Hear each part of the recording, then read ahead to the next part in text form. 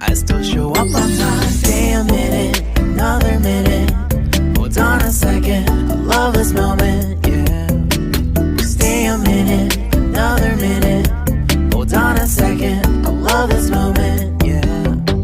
Stay a minute, another minute. Hold on a second, I love this moment, yeah. Assalamualaikum sahabat sejarah, kali ini kita akan membahas sejarah dan legenda Gunung Krakatau, yuk kita simak pembahasannya. Berada dalam Ring of Fire antara lempeng Asia dan Indo-Asia juga Pasifik menciptakan negeri Indonesia kaya akan gunung berapi dan juga gempa tektonik. Sebagian besar gunung berapi yang ada di Indonesia adalah gunung berapi yang memiliki letusan yang besar dan eksplosif. Maka dari itu, pada radius 10 hingga 20 km dari gunung berapi menjadi kawasan yang sangat berbahaya dan patut dihindari bagi pemukiman penduduk. Ada sekitar 129 gunung berapi yang masih aktif di Indonesia atau sekitar 13% dari jumlah seluruh gunung berapi di dunia.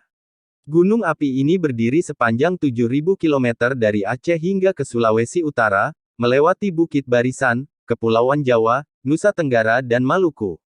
Pulau Jawa sendiri memiliki 35 gunung berapi atau 25% dari seluruh gunung berapi di Indonesia. Tak heran jika Jawa memiliki beberapa pengalaman bencana letusan gunung berapi yang besar, salah satunya adalah peristiwa meletusnya Krakatau pada tanggal 26 Agustus tahun 1883.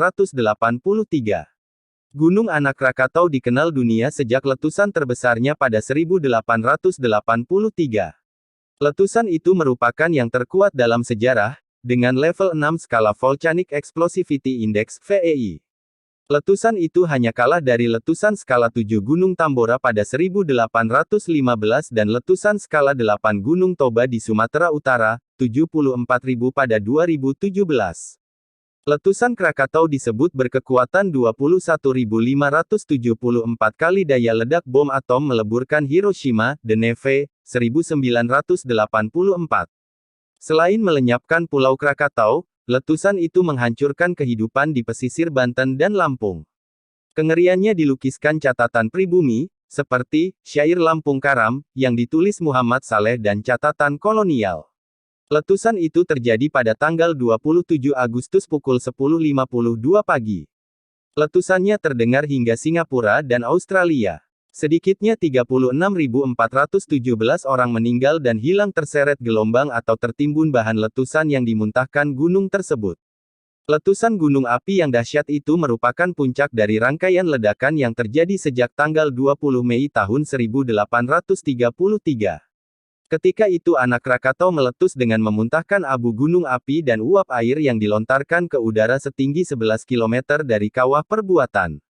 Suara ledakannya saat itu terdengar hingga 200 km.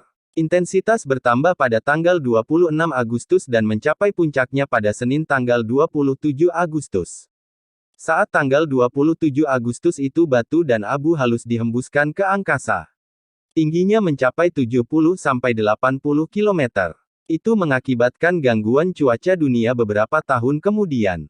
Sinar matahari tidak mampu menembus abu gunung api yang terlontar ketika itu, sehingga bagian selatan Pulau Sumatera dan Jawa menjadi gelap gulita. Endapannya menutup daerah seluas 827.000 km persegi. Letusan-letusan lumpur terjadi September dan Oktober tahun 1833 sampai Februari tahun 1884.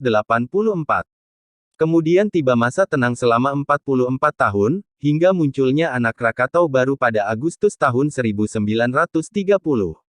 Gunung Anak Krakatau inilah yang dikenal hingga sekarang. Sejarah Gunung Anak Krakatau. Kepala Subdit Pengamatan Gunung Api Direktorat Vulkanologi IR, Lik Pardianto mengatakan sebutan Gunung Anak Krakatau yang sekarang dipakai orang sebenarnya tidak tepat. Hal itu karena gunung itu adalah generasi ketiga dari Gunung Krakatau Purba yang pernah meletus sebelum 1600. Menurut catatan sejarah yang ada, kerucut Gunung Krakatau Purba pada mulanya muncul dan terlihat di atas permukaan air sekitar 2000 meter di Laut Sunda. Kerucut gunung itu pada saat itu diperkirakan terdiri atas endesit tridimit, basalt, dan abu gunung api yang berwarna hitam. Ada kawah aktifnya dan suatu saat bisa meletus dengan dahsyat. Nobody but you. I want nobody but you.